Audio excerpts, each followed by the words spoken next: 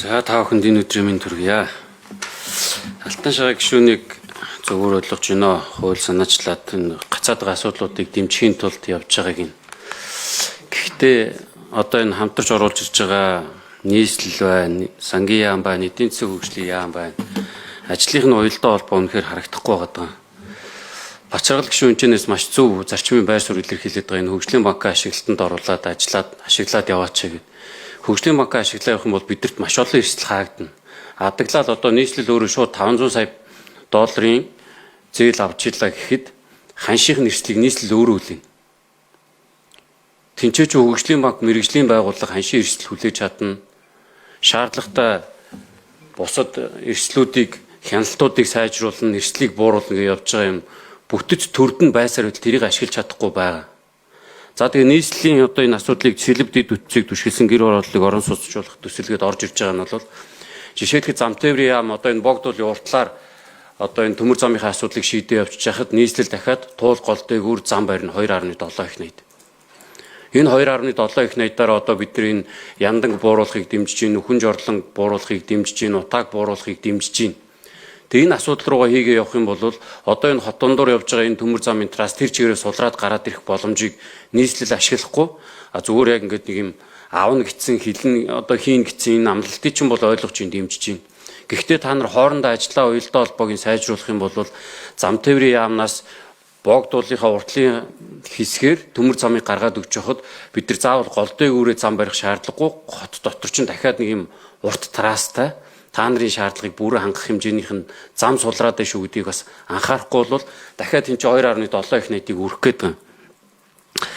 Ер нь сангийн яамн дээр бас одоо энэ асуудлууд одоо энэ гадаад зээлийн ашиглалттай холбоотой гэрээнийхэн нөхцөл дээр бид нар маш муу сууж байгааг нэг илэрхийлнэ. 10 аймгийн дулааны станцын асуудал 2024 оноос хойш гаццсан. Одоо үндсэндээ гацаад 2 жил болж байгаа. Гэтэл бид нар өнөөдрийг болтол бас л хүүгийн төлөө л явж байгаа. 600 сая төгрөг тийм хүүндэн төлөө явж байгаа. Ингээд баггүйгээр бид нар уялдаа холбоо хяналтаа сайжруулж явж чадахгүй байсны чинь гор нь. Тэгэхээр энэ дээр бол бид нар хөгжлийн банкыг маш сайн ашиглалтанд нь оруулаад энэ хуулийг алтан шагаа гишүүнийг бол ойлгож байна. Тодорхой хэмжээний гаццсан байгаа асуудлуудыг дэмжиж явж байгааг нь. Гэхдээ газрын тус боловсруулах үйлдвэр намайг багтал хөгжлийн банкн дээр явж исэн төсөл одоо болтол дахиад хэмжээ нөрөвчөө явж гин гэж харж байгаа. Хөгжлийн банкаараа дамжаа явахад энэ дээр ямар ч асуудал бас гарахгүй. Энэ тхийн засгийн газраас бид нар зээлээ авж ийн хөгжлийн банкнд хийж ийн хөгжлийн банк эрсдлээ сайжруулж ийн эрсдлийн дахиад удирдах ийн хяналтын сайжруулж ийн энэ засгийн газраас ч юм бол энэ ажлууд нь хийгдэж чадахгүй өнөөдрийг хүрсэн гэдгийг бид нар ойлгож байгаа шүү дээ. Тэгэхээр бид нар яг энэ хөгжлийн банк руугаа түлхүү өгөөд явчих юм бол энэ эрсдлүүдийг бид за 1 минут нэмж өгье. Эрсдлээ багасгаад хяналтаа сайжруулад явчих боломж байгаа юмыг бид нэр тухаас нь нэг хууль батлаад явахыг бол одоо миний хувьд бол зарчмын хувьд буруу гэж харж байгаа. Тэгээд энэ сангийн яамнаас 10 аймгийн дулааны станцын талаар мэдээлэл авъя. Сангийн яам 7 номерын микро. Гишүүний асуултанд хариулъя. Сангийн яам төлөж орол. За 10 аймгийн дулааны станцын хувьд бол яг энэ төслүүдтэй адилхан бас улсын хурлаар сойрхон батлагдсан Солонгосын Экзим банкны хөнгөлтэй зээлээр явж байгаа. За тэгээд энэ дээр бол яг төслүүдийн хувьд бол одоо манай гадаад зээлийн төслүүдийн хувьд нэг хууль хэрэгцээ хувьд ийм зохицуулт байдаг. Бид нар зээлийн хэлцээрүүдэд одоо байгуулаад зээл авахтаа бол донор орны санхүүжуулагч талын шаардлага дотоодоо болохоор үрийн удирдлагын тухай хуулиа бариад бид нар зээлээс сойрхон баталцдаг. За яг хэрэгжилт болон худалдаа хожилгаа бол яг тухайн санхүүжуулагчийн дүрмээр явдаг. Одоо Аз хөгжлийн банкны зээл бол Аз хөгжлийн банкны худалдаа хожилгааны журам. Солонгосын одоо 10 аймаг бол Экзим банкны худалдаа хожилгааны журам. Тэгэхээр энэ гүйцэтгэгч нь өөрөө анхны хэлцээр дээр одоо Солонгос гүйцэтгэгч байна гэдэг ийм шаардлагын хүрээнд Экзим банк өөрөө яг энэ гэрээ болон гүйцэтгэгчдэр зөвшөөрөл олгосон. За тэгээ хэрэгжилтийн явцад ковидын үеийн одоо үнийн өсөлт асуудлуудаас үүдээд гэрээ өөрөө EPC нөхцөлөөр түлхүүр гардуулах юм гэрээ байсан.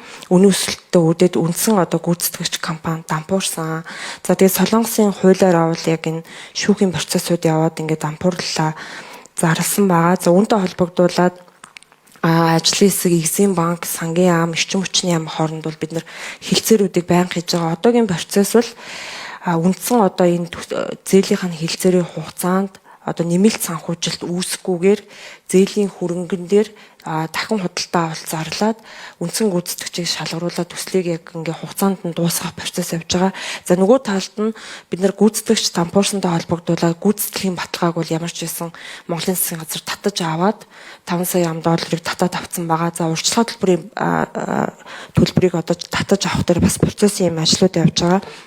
Экзим банк болон эрчим хүчний яам, за Солонгосын бас санхүү эдийн засгийн яамтай бид нар хилцээр хийгээд Солонгосын экзимээс яг хөндлөнгийн зөвлөх компани шалгаруулад одоо бүх аймагуудаар яваад тайл нь одоо яг эцэлж байгаа. Өөрөөр хэлбэл яг бодит ажил юу хийгдсэн, яг энийг дуусгахад одоо яг хэдийн хэмжээний хугацаанд ямар хөрөнгө шаардлагатай гэдэг энэ тайланг бол энэ зөвлөхийн зардлыг экзим банк өөрөө санхүүжүүлээд ингээд тайлан гараад одоо энэ 12 сарын одоо багтаж биднэрт өгөх байгаа. За үүн дээр үндэслээд сонгон шалгуулалтыг дахин сонгон шалгуулалтыг энэ дүгнэлтэн дээр үндэслээд ирэх 1 сард зохион байгуулад за Монголын талаас тавьсан хүсэлт бол Солонгос компани биш.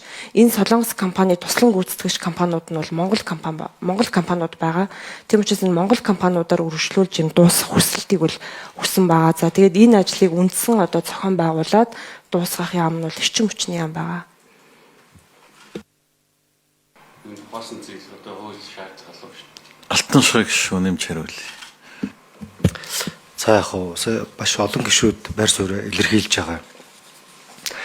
Тэгээд энэ зээлийн ашиглалтын тухай хуулийг санаачилсан нь ганцхан юмыг голчлоо харж байгаа. Үр ашгийг нэмэгдүүлэх, яаралтай ашиглалтанд оруулах, за стратегийн 3 бүтээгдэхүүн 2 юм дотор орчод байгаа. Эрчим хүч, нефт боловсруулах үйлдвэргээд яг уу таны тавьж байгаа шаардлагыг ойлгож байна. Гэхдээ одоо өнгөрсөн хугацаанд бид түхэн зээлээ мөнгөө босгочоод ашиглаж чадаагүй, хэрэгжүүлж чадаагүй өдийг хүрсэн. Тэгээд энэ саяны ярьсан томоохон төслүүдийг ашиглалтанд оруулахын тулд цаг хугацаа хожихын тулд энэ ингэж барьж байгаа. Тэгэхээр таны саналтай бол бас санал нэг байна. Энийг одоос холбогдох яамд нь яг тусгаж аваад дараа нь үлдсэн зээлийн том төслүүд байгаа. Энэ дээр одоос онцгойлон анхаарч явах нь зөв байна л гэж санал нэг байна.